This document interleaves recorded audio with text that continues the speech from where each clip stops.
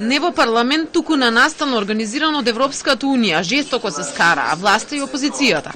Причината се европските пари за земјоделците и каде тие ќе завршат.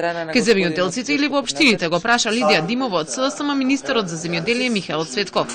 Државата и ден денеска не ги обезбедува средствата кои што треба да ги обезбеди, од каде што практично општините ќе треба ваквите проекти да ги покриваат.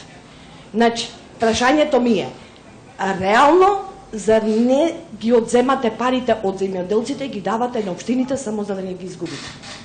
Парите се за земјоделците, ама ако не знаат да ги искористат, ќе одат кај градоначалниците, реплицираше министерот. Се пофали дека пред една недела, кога бил на овчарски денови во Маврово, заклучил дека е потребна и инфраструктура за овчарите. За 100 бачила да изградиме водопоела, да ставиме громобрани и да им донесеме струја. Вие само смејте се, али ова ќе видите дека ќе биде многу полезно, односно, ако сакаме ние овчарството да го развиваме, тие овчари треба да ги рачунаме дека се исто како нас, како вие што сакате да гледате телевизија, како вие што сакате да имате мобилен телефон, што сакате да го наполните, да имате контакт со светот, и тие луѓе овчари и тие треба да имат како нас истите услови, да имаат струја, да имаат вода да се измијат, да имаат тие животни вода да ги напоиме. Шефот на делегацијата на Европската унија во земјава се обиде да ги смири. Ги потсети дека земјата е во криза, а во моментов има историска шанса. Вели европските пари во никој случај не се наменети за избори.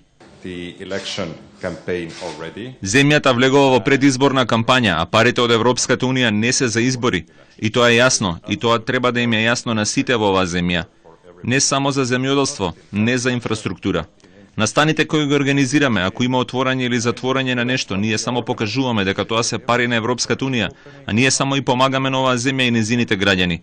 Имаше случаи кога не бевме поканети на настани каде што се користат европски пари.